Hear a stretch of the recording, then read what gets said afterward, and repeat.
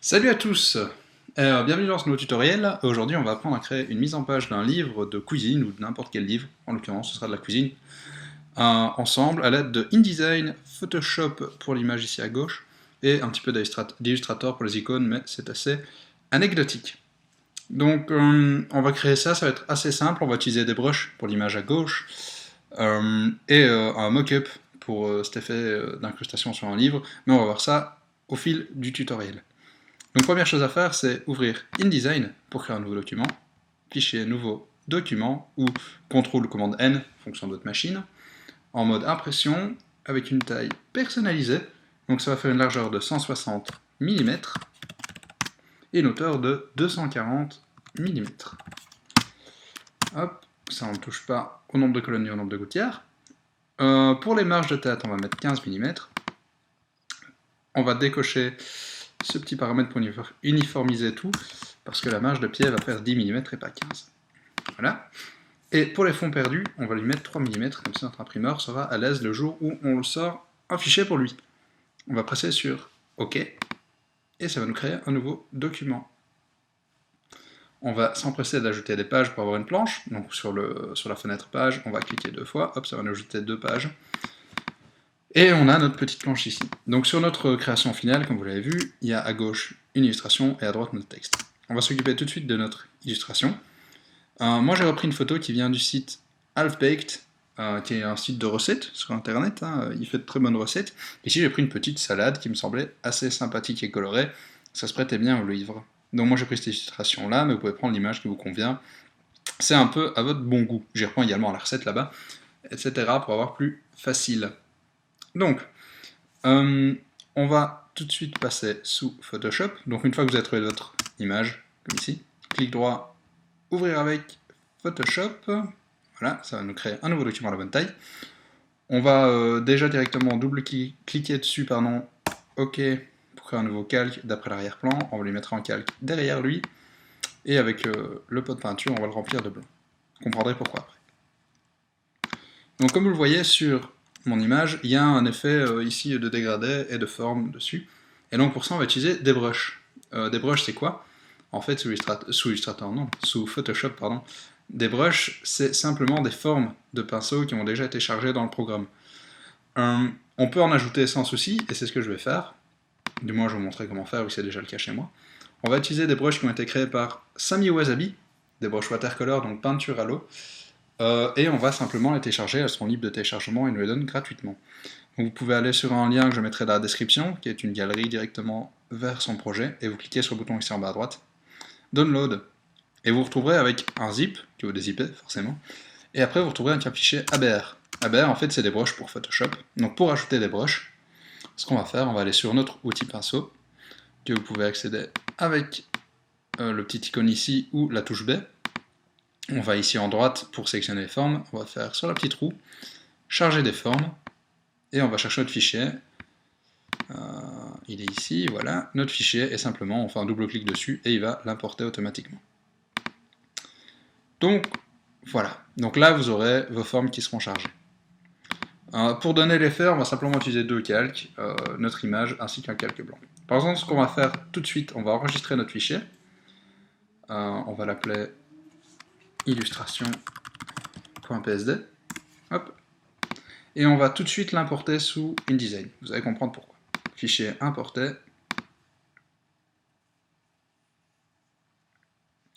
Là, sur mon bureau, illustration.psd. Je vais chercher mon illustration et je vais la mettre sur mon image ici. Vous voyez que c'est un peu grand. On va la réduire directement. Avec encore une fois le côté droit et la touche Shift maintenue pour réduire uniformément. Et ça va faire un truc comme 150 de large. Voilà.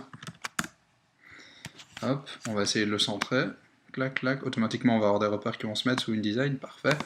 Et on va lui faire faire ajustement, clic droit, ajustement, remplir le bloc proportionnellement. Comme ça, ce sera rempli comme ça. Vous allez voir pourquoi je fais ça. Vous me dites pourquoi l'importer alors qu'on n'a encore rien fait dessus. En fait, ça va nous permettre via les liens d'automatiquement mettre à jour s'il y a des changements. Donc ce qu'on va faire, on va maintenant retourner sous Photoshop et on va se mettre au boulot. Vu que moi je veux qu'il y ait des bords blanc, enfin que ça disparaisse sur les côtés, pardon, je vais déjà un peu réduire mon image. Clac, là, hop, voilà. Bon, ce qu'on va faire ensuite, on va créer un nouveau calque, on va le remplir de blanc avec l'outil pinceau, et vous voyez qu'on ne voit plus rien à travers, forcément. C'est là que nos petites broches interviennent, donc vous allez chercher une broche de votre choix, une qui vous plaît, imaginons celle-ci, moi après de toute façon j'ai des formes prédéfinies, mais choisissez une broche qui vous plaît, voilà, et cette couleur, vous allez lui mettre une couleur noire. Vous allez la mettre, et vous allez cliquer, peu importe sur votre document. Imaginons que ce soit ici. Voilà. Vous voyez que ça ne change pas grand-chose, on a juste une forme qui s'est appliquée. On va lui changer son mode de fusion. En mode de fusion, lumière crue, et vous voyez que notre image passe au travers, et qu'on va pouvoir utiliser ça pour créer des choses assez simplement. Ici, par exemple, je vois que la broche, c'est pas top, donc je vais en prendre une autre, et je vais me diriger vers, je sais pas, imaginons, celle-ci, voilà. Non, pas celle-là en fait. Celle-ci, ce sera bien. Voilà, ce sera fort net, mais au moins vous avez l'idée. Voilà. Et après, ben, je vais en rajouter une autre. Imaginons, je ne sais pas, une un peu plus claire ici. Voilà. Vous voyez que c'est pas terrible. Ici, je fais des mélanges, donc forcément les deux sont superposés, c'est pas terrible. Donc ce qu'on peut faire, pour éviter que ce soit trop visible comme ça, on va utiliser l'outil gomme, et on va prendre une forme, ronde, peu importe, et on va baisser sa dureté. En gros, elle va effacer moins fort. Je ne saurais pas l'expliquer autrement. Et donc ce qu'on va faire, on va repasser simplement, hop, on peut même baisser encore un peu en fait sa dureté. On va essayer de repasser d'une façon un peu plus, voilà, un peu plus discrète pour que justement ça se fonde plutôt bien dans la masse. Et faire des choses comme ça, et on ait quelque chose d'un peu plus uniforme et moins noir, entre guillemets, sur l'endroit. Et en gros, on va faire ça sur notre image. Moi ici, ce que je vais faire, j'ai déjà un calque qui est prêt avec ça, donc je vais le récupérer, mais libre à vous de le faire comme vous voulez. Je vais dupliquer mon calque. Hop. Dans illustration. Ah, moi j'ai déjà lui qui est prêt. Vous voyez que j'utilise ici un masque de dégradé. En fait, c'est simplement un masque pour ajouter un petit dégradé au-dessus sur mon calque pour qu'il soit bien uniforme.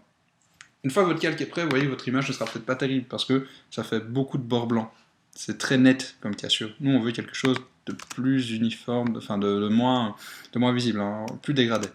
Et bien pour ça, on va utiliser justement un masque de dégradé. Donc sur votre calque, vous appuyez sur le petit masque ici en bas à droite, ajoutez un masque de fusion, hop, voilà, et vous allez chercher l'outil dégradé, qui se trouve sous le petit pot de peinture. Si vous maintenez, il va normalement apparaître, voilà, outil dégradé. Avec la touche G aussi, vous pouvez l'atteindre. On va prendre un dégradé linéaire, qu'on va mettre en mode produit. En fait, pourquoi est-ce que je le mets en mode produit? Si je le mets en mode normal, je vais pouvoir faire un seul dégradé. Si je rajoute un dégradé dessus, vous voyez que le dégradé d'avant s'enlève. Alors que avec le mode produit, je pourrais faire un dégradé là, un dégradé là, et un dégradé là, et il n'y aura pas de souci. C'est le petit secret pour pouvoir faire plusieurs dégradés sur un même masque de fusion. Donc vous allez prendre un dégradé du blanc au noir. En fait, le noir est ce qui sera visible et le blanc sera ce qui est invisible dans un masque de fusion. Et on va essayer d'atténuer un petit peu les côtés pour que ça nous fasse quelque chose d'un peu plus sympa et agréable. Vous pouvez le faire ici, voilà, hop. Vous pouvez le faire un peu à votre guise, encore une fois. Ça reste votre création. Là, et ici sur les côtés un peu. Ça c'est encore un peu trop. Ça c'est toujours un peu trop. Comme ça, ça va. Ici, c'est un exemple. Bien sûr, vous pouvez le faire à votre façon, encore une fois. Donc une fois qu'on a fait ça, on va enregistrer, on va faire CTRL-S, donc on l'avait déjà enregistré une fois, si vous vous souvenez. Et simplement, on va retourner sous InDesign, et vous allez voir que dans la fenêtre lien, vous avez normalement fenêtre lien, voilà. Vous verrez que j'ai un petit attention qui s'est mis en place. Et bien simplement, ce qu'on va faire, on va lui dire, on va regarder ce que nous dit attention, il dit modifier, cliquez 2 fois pour mettre à jour sur le lien. Donc on va cliquer 2 fois sur le petit panneau, et vous voyez que automatiquement, InDesign va venir et me charger la nouvelle version. Ici, je vois que je peux même un peu l'agrandir, le mien, c'est un peu à votre choix. Voilà, clac. Et donc automatiquement, il va mettre à jour le fichier Photoshop, pardon. Et vous aurez directement ça qui est tout bien, tout à jour. Donc, maintenant qu'on a notre illustration à gauche, ce qu'il nous faut, c'est notre texte à droite. Pour ce document, j'utilise trois polices, pardon, qui est du Butler, qui est une police gratuite, je vous mettrai le lien en description, pour le titre. Pour le texte, j'utilise du Garamond, qui est normalement installé sur beaucoup de machines, et pour les ingrédients, j'utilise du Bradley End, qui je ne sais pas si c'est gratuite, mais au final, je checkerai, où vous êtes libre de toute façon de mettre la police qui veut. C'est un peu votre choix. Donc on va tout de suite s'y mettre. Bien sûr, W pour faire apparaître les informations, tout ce qui est règles, etc., pour qu'on ait facile sur notre image. On va d'abord créer un bloc de texte pour notre titre. Je vais choper mon titre sur ma page web, je ne vais pas m'ennuyer. Hein. Hop, donc moi c'est ça. Hop, voilà. Vous voyez que c'est pas encore très beau, c'est pas encore tout à fait ajusté, on va le coller au-dessus. Voilà, et ensuite on va avoir notre bloc de texte pour les ingrédients. Je ne prends pas les titres. Voilà. Là. Un bloc de titre. Là, je peux supprimer ça. Merveilleux. Là. Donc ensuite, on va prendre un bloc de texte pour nos instructions.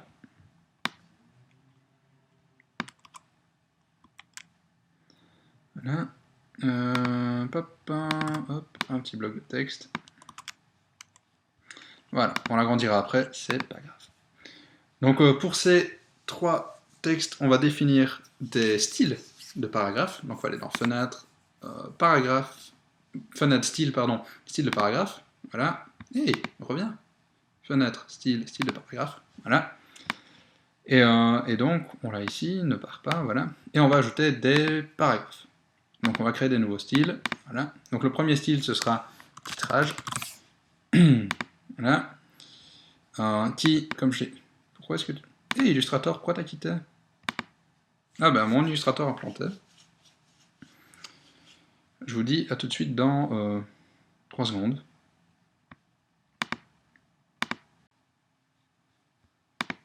Voilà, désolé pour cette petite interruption, nous revoilà. Donc nous allions créer un style de paragraphe que nous appelons titre, titrage, et donc forme de caractère de base, on va aller chercher. Et moi je vais ajouter du Butler bold, voilà, qui sera de 20 points, là, avec une interligne on ne touche pas, et avec simplement une couleur, couleur des caractères, voilà, et qui sera d'une teinte de 80%.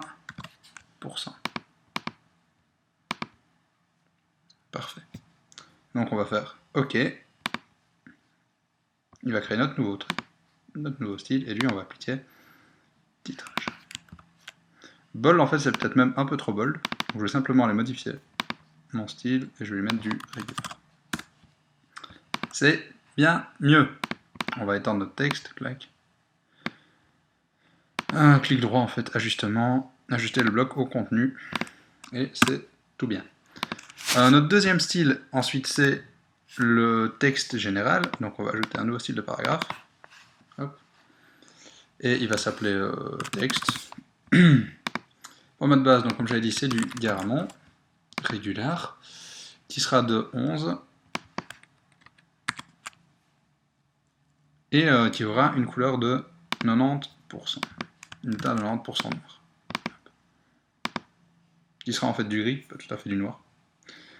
Et on va ajuster après la taille du bloc. Et donc notre dernier style, c'est les ingrédients.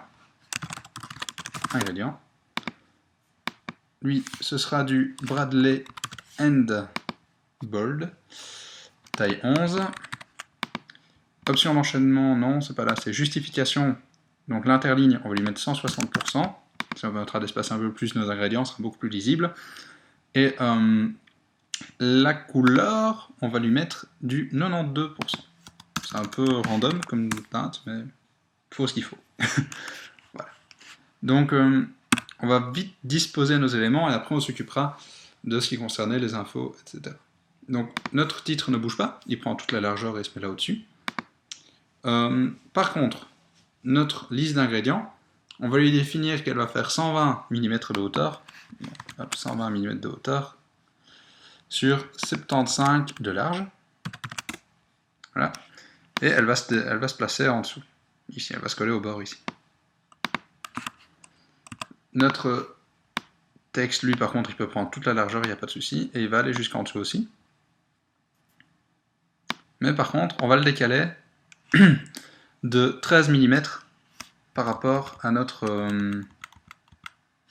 titre. Donc on va le mettre simplement à la même hauteur de fin. Et ce qu'on va faire, on va simplement... Donc c'est 13 mm, donc 188. Oups, c'était pas lui. Donc 40, non 50, pardon, 25. Voilà. On aura notre texte qui est là. Il est prêt. On va l'étirer jusqu'en bas. Hop.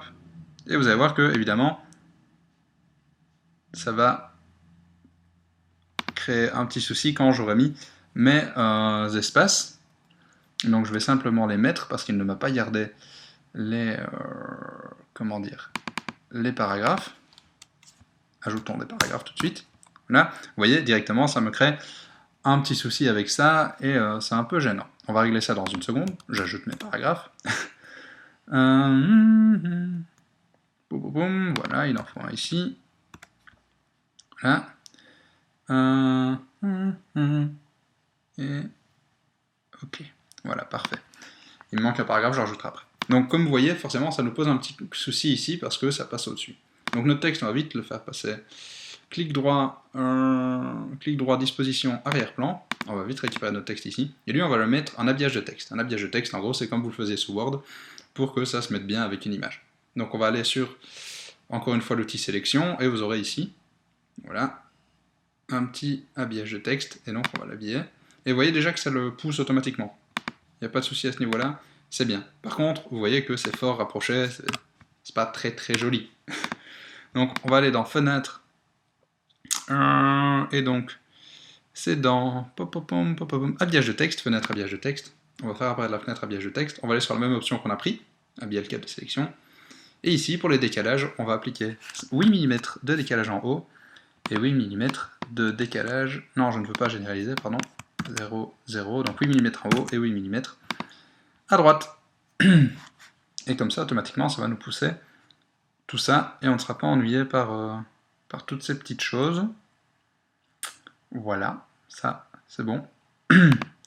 Je vais rajouter mon dernier paragraphe, parce que je l'ai oublié. Hop. Là. Voilà. Donc vous voyez que là, on y est. Il nous manque quelques petits détails, mais ça commence à prendre forme gentiment. Donc en gros, ce qui nous manque, c'est cette petite barre de séparation ici, et les petites infos. Ainsi que nos bas de page. Par contre, un petit truc qui me choque un peu, enfin qui m'ennuie, c'est qu'ici on a une image qui est dégoûtante, donc on fait clic droit, performance d'affichage, afficher à qualité supérieure. Vous verrez que automatiquement ça va un peu le rendre un peu plus sympa. Donc, ce qu'on va faire maintenant, on va ajouter cette barre, donc pour ça on va prendre l'outil ligne, l'outil trait, et on va lui faire prendre la moitié, la largeur de la moitié de la page, j'aimerais bien que je prenne la moitié de ma page, voilà, 65 mm, et on va simplement le disposer à quelque chose comme 3 mm, grosso merdo. Là, donc ici, hop, voilà, 3 mm c'est bien. Et on va lui donner, reviens à barre, voilà. Donc là, lui, on va lui donner un contour de 1 point. Vous avez la fenêtre contour ou là directement. Et avec une couleur, une teinte, encore une fois, de contour, qui va être de 30%. On a notre petite barre qui est mise. En dessous, donc, il va avoir notre temps de préparation, ainsi que la difficulté du plat. On va simplement les ajouter, et on va ajouter en fait un style de paragraphe, et ce sera info, je vais dire, qui sera du Garamond régular, et qui sera, si je ne me trompe pas, en 9, avec une couleur, je vais lui mettre 70, on va voir. On va ajouter du texte, donc ici en l'occurrence, on va dire que ce sera easy, voilà, et on va rajouter un autre texte qui va dire que c'est prêt en 50 minutes, si je ne me trompe pas. Voilà, merveilleux. On va quand même enregistrer, parce que vu qu'il a planté une fois, on va être précautionneux, mieux vaut l'être, et on va l'appeler layout. On va l'appeler layout, on va enregistrer. Donc pour ça, on va disposer de petits éléments, mais la taille est un peu petite pour info, donc je vais l'augmenter, je vais passer de 9 à 10. C'est plus sympa. Voilà, donc eux vont être disposés juste en dessous de la ligne, donc je devrais repousser mon texte après. C'est pas grave, il n'y a pas de souci à ce niveau-là. Et eux seront à, en gros, une distance de 1, mais on va le faire un petit peu après. D'abord, ce qu'on va faire, on va passer sur Illustrator pour faire nos petites illustrations. Moi, elles sont déjà prêtes. Une étoile, je vous avoue que vous avez l'outil étoile. Un cercle ici, je vais vous montrer simplement comment le faire pour notre petite horloge. On va prendre l'outil ellipse, on va faire un cercle. On va lui donner un contour et pas une couleur plane, donc via la fenêtre couleur, vous virez la couleur. Et vous lui donnez un contour de je ne sais plus combien, je crois que j'avais donné 80%, voilà. Et un contour, je sais pas, je lui donnais 4, 5. Voilà, parfait. Pour faire ça, ben, simplement, c'est deux traits. C'est deux traits, hop, un trait qui va venir, qui va faire ça.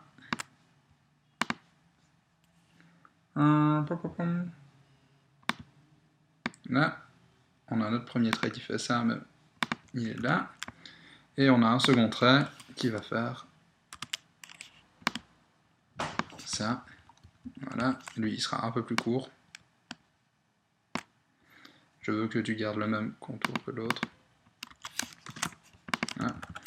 Et on va venir le positionner pour que ça ressemble à quelque chose de joli. Ici, voilà, c'est pas la plus belle icône au monde, mais au moins on a ce qu'il nous faut et c'est pas plus mal. Voilà. Alors, on va les grouper. Commande G.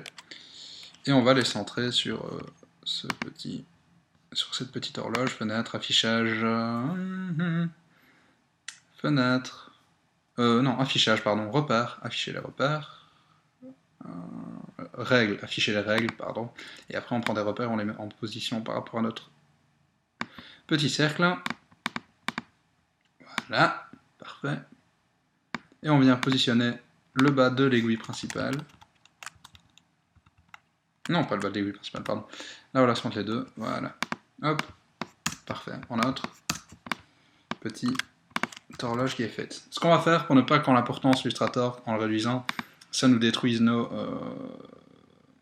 contours, on va faire objet, tracer, vectoriser le contour. On a notre horloge qui est prête, donc on va faire simplement commande C via Illustrator, commande V sous InDesign, ça va nous l'importer, merveilleux. Et ce que je vais faire, je vais lire sa taille, et donc il va nous faire 4,875 mm. Là. Et donc lui va être disposé simplement à 3 mm d'écart par rapport à ça. Voilà. Et le Easy va être par rapport à lui, on va sélectionner les deux. Donc Easy, on va vite faire clic droit, justement, ajouter le bloc en contenu, pour qu'il soit bien entouré. On va prendre notre horloge. Et une fois qu'on a sélectionné les deux, en maintenant Shift, en cliquant sur chacun, donc je clique sur le premier, je maintiens Shift, je clique sur le deuxième, ça va faire une sélection. On va aller dans l'outil alignement et aligner les centres au sens vertical. Ils vont être bien alignés, parfait. Lui par contre une petite distance, hein, pas besoin de faire grand chose, c'est pas easy en fait, c'est 50 minutes, pardon. Hop, voilà. Ajustement, ajuster le bloc de contenu, hop, notre horloge, centrée verticalement. Là, hop. Lui on va simplement l'écarter de nouveau de 3 mm. Là, parfait. Et le easy, même un peu moins en fait.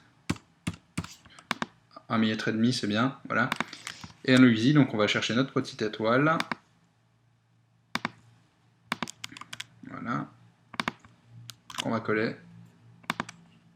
Qui va elle aussi faire 4,5 mm.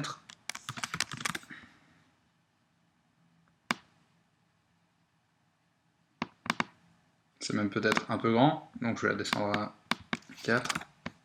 Voilà.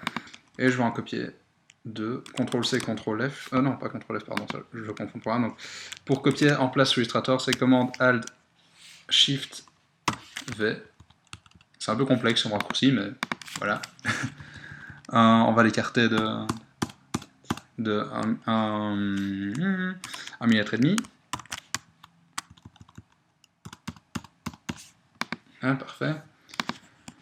Je veux que ces deux-ci soient plus clairs, donc on va simplement modifier leur couleur. Vu que ça vient d'un objet vectoriel, on peut simplement le modifier directement via InDesign, donc je vais le descendre, je sais pas, 50. Voilà, comme ça on voit bien la différence. On va grouper ces 3 étoiles, commande G. On va aller prendre notre Easy, on va les mettre encore une fois alignés verticalement. On va l'éloigner d'1 millimètre et demi, comme pour l'autre, parfait. On va faire un groupe déjà avec l'horloge et notre 50 minutes aussi. Voilà, on va faire un groupe ensemble et on va faire un comme ça. On va l'aligner verticalement et on va faire un groupe. Ce groupe-là va être collé à gauche. Il va descendre de 1 comme prévu et il ne va plus bouger. Par contre, lui, il faut qu'on les mette à 13 mm d'écart de notre petite horloge, si vous vous souvenez. Et donc il est à 179, on peut même compter 180, donc on va lui dire 193. Ah pardon, j'ai modifié mon hauteur, pardon. Il est à 49 mm, donc il sera à 62 mm. Parfait. Par contre, ouais, j'ai augmenté sa largeur, c'était pas très malin. Là, sa hauteur, elle peut revenir ici. Et on voit qu'en fait, on a quasiment terminé. Il nous manque juste à nous mettre notre petit marque-page ici, et changer la couleur de ce paragraphe-là. Ici, je vais simplement modifier directement dans mon paragraphe, pour pas trop m'embêter. Donc lui, il peut passer à 9. 10 en fait. Voilà. Et sa couleur peut baisser, on va le passer à 70. Vu que c'est une petite note de bas de page, pas besoin de plus que ça. Donc on va simplement rajouter maintenant nos 2 petits marque-pages en bas, et on aura quasiment terminé. Donc nos 2 petits marque-pages, on va utiliser les gabarits. Donc sur la fenêtre page, vous avez gabarit. On va créer un nouveau gabarit. Nouveau gabarit, clic droit, nouveau gabarit. Gabarit B, on va l'appeler comme ça. Voilà. Et donc on voyait qu'en fait on a la même planche et on a simplement un nouveau gabarit. Donc pour ça, on va simplement ajouter du texte. On va mettre, on va dire, vu que c'est la section salade, ce sera la section salade. Salade-1. Voilà, parfait. On va lui mettre du butler régular, 11 points, en gris 60%.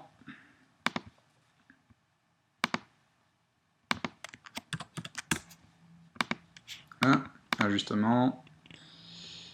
Ajuster le bloc au contenu. On va venir le coller en bas de page. Et on va simplement le décaler de 3 mm et de 2 mm. Ah bah c'était 235. Et de 2 mm. On va faire ça de l'autre côté, pareil. Là, reviens là mon chat. Et hop. Sauf que lui, on va lui dire que c'est salade 2. Hein. Justement, ajouter le bloc de contenu. Mais non, je veux pas que tu me fasses ça, mon gars. Hop, plus long. Justement, ajouter le bloc au contenu. Voilà, parfait. Voilà, et donc lui, on va le décaler encore une fois de 2 mm. Ce sera 235 aussi. Hein. Et lui de 3 mm, donc ce sera 299. On peut enregistrer. Voilà, notre gabarit est bon. Et donc sur nos pages, on va appliquer ce gabarit. Donc on va sélectionner nos 2 pages d'un fenêtre page, Shift encore une fois en cliquant, clic droit, appliquer un gabarit aux pages, et ce sera le B gabarit, et il va s'appliquer. Donc maintenant si on va sur nos pages, boum, on a notre petite salade qui apparaît. Donc notre mise en page est prête, c'est bon. On a envie de voir un peu ce que ça donnerait sur un livre, n'est-ce pas? Donc ce qu'on va faire, on va importer des fichiers PNG pour ça. Donc vous allez dans Fichier, Exporter. Dans le bureau, je vais l'appeler sur le bureau, donc je vais l'appeler Layout, PNG enregistré. Et on ne va pas exporter des planches, on va exporter des pages. Vous comprendrez pourquoi sur le Layout. Et avec une résolution de 150, j'ai pas envie de faire plus grand, vu que ça va être du PNG, et on va exporter, en fait non, vu que notre fichier est plus grand, on va même exporter du 300 pixels par pouce. Là, exporter. Oui, je veux l'écraser. Voilà, donc vous voyez qu'il s'attend à faire son petit boulot, oui, je veux l'écraser. Hop, on va aller sur le bureau.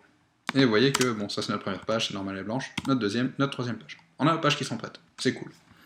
Maintenant, on va ouvrir notre petit mockup. Le mockup d'ailleurs que j'ai trouvé sur Graphics Fuel, je vous mettrai un lien dans la description, un petit mockup en PSD que vous pourrez télécharger simplement et gratuitement.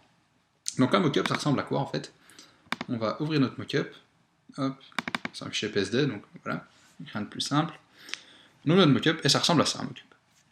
Donc un mockup, en fait, il y a plusieurs calques dedans. Il y a en général un background. Donc ici, en l'occurrence, il nous donne deux couleurs. Moi, je vais garder le jaune parce que le jaune me plaît bien. Le fichier en lui-même, donc tout ce qui est le livre, tout ce qui va composer le mockup, et en gros deux calques, là où on va devoir importer nos documents. C'est des calques dynamiques. Donc ce qu'on va faire, on va simplement ouvrir les deux calques, il y en a un, donc ici en l'occurrence le premier, hop, là, conserver les calques, ok, oui, normalement vous n'aurez peut-être pas forcément ça, mais voilà, c'est pas grave. Voilà, donc ici c'était notre page de droite, donc on va importer notre petite page de droite, notre layout de droite, on va le faire glisser, hop, et on va le faire rentrer, vous voyez il y a des repères exprès pour que nous on soit guidés. Après ici j'ai pas le format exactement le même, ah bah en fait j'ai menti, j'ai exactement le même format, donc ça m'arrange. Voilà, donc on va faire rentrer notre petit format ici, et on va simplement enregistrer. Voilà, il va enregistrer, on peut fermer celui-ci, et vous voyez que automatiquement, il se met à jour, bien comme il faut ici. C'est plutôt cool. Je vois que j'ai un petit défaut ici, hop, donc ce que je vais faire, j'avais pas remarqué ça, je vais virer l'ancien design, et je vais enregistrer. Là. Et donc vous voyez que, boum, j'ai ça qui apparaît. Maintenant on va s'occuper de la page de gauche, conserver les calques, oui, ok, oui, mettre à jour, blablabla. Et donc on va importer notre illustration, et on va lui faire prendre la bonne taille de nouveau. Hop. On va virer l'ancien design, on va encore avoir le même bug. On va sauvegarder. Et on va fermer. Et vous voyez que automatiquement, en fait, c'est mis à jour. Et donc, on va pouvoir enregistrer notre fichier enregistrer sous. Bureau, je vais l'appeler en JPEG. Et je vais l'appeler mockup cookbook. Voilà. Ok. Et je vais aller vérifier mon fichier JPEG.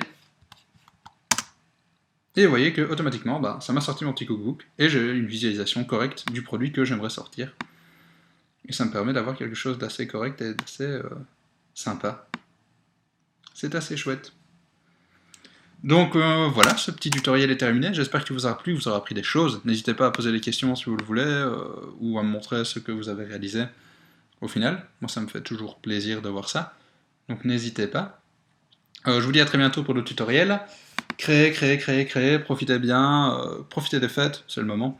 Je vous dis à très bientôt, salut à tous.